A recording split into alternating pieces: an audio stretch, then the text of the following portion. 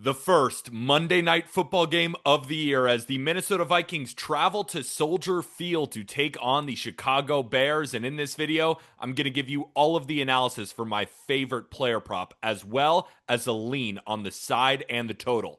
My name is Peter Apple, and this channel is the home for all of my NFL picks moving forward. And if you enjoyed this video, I'd really appreciate it if you just hit the like button and comment down below. What do you think about my plays? What are your favorite plays for this game? I'd love to converse again in the comment section. And of course, hit that big red subscribe button. You're going to get all my plays absolutely free right here. A reminder that you can find all of my picks on BetMGM. If you're new to BetMGM, use code JUSTGridiron.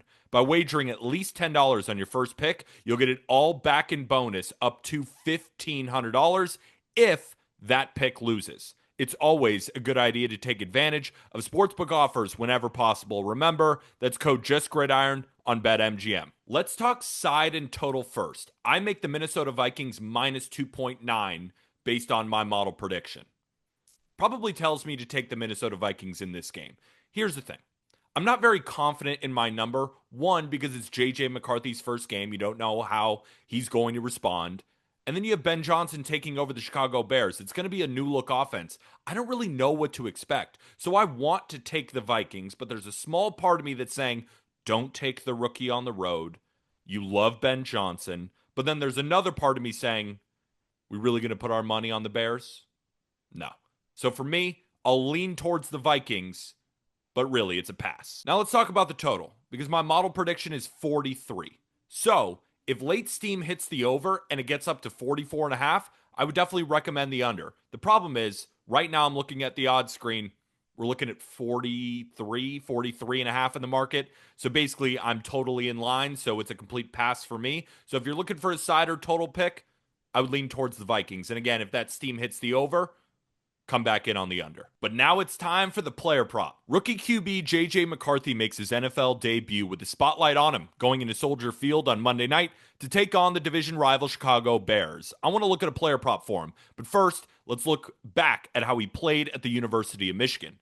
At Michigan, McCarthy consistently used his legs as a weapon, recorded 4+ rushing attempts in each of his final 4 college games during the Wolverines' national championship run. While those numbers were definitely inflated by design rushes in Jim Harbaugh's offense, they also revealed McCarthy's willingness to scramble when plays broke down, particularly on third downs and in big game moments. In the NFL, design quarterback runs should be limited in Kevin O'Connell's system, but even with only a QB sneak or the occasional design call, McCarthy's natural tendency to scramble projects him to exceed this low threshold. McCarthy's first start comes against the Bears with new DC Dennis Allen, who historically coordinated strong defenses in New Orleans.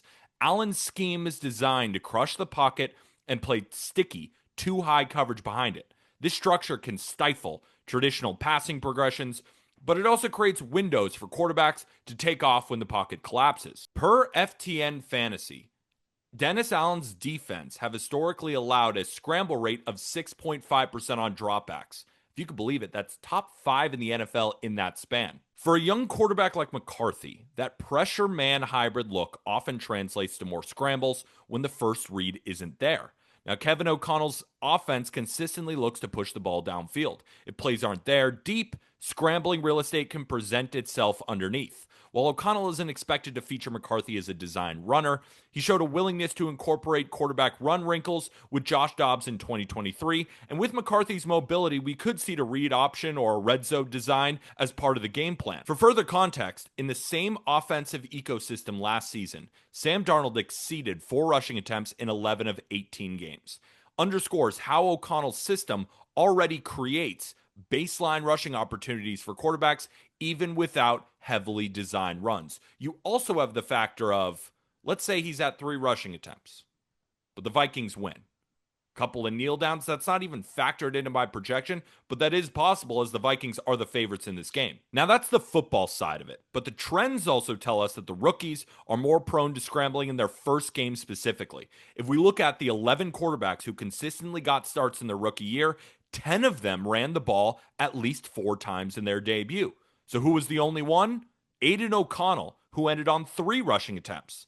He had just 17 rushing attempts in 11 games in 2023, so 3 for him was much more than his average of about 1.1. The handicap ultimately comes down to young quarterbacks often scrambling at higher rates when pressured. McCarthy is comfortable using his legs and did so in Michigan's biggest games. Dennis Allen's defenses allow scrambles at an elevated rate, and Sam Darnold cleared this number in the same offense more than 60% of the time. We also know that Kevin O'Connell has shown a willingness to call quarterback runs situationally. For all of these reasons, I put 1.5 units on JJ McCarthy over 3.5 rushing attempts at even money, and I would play this to minus 130.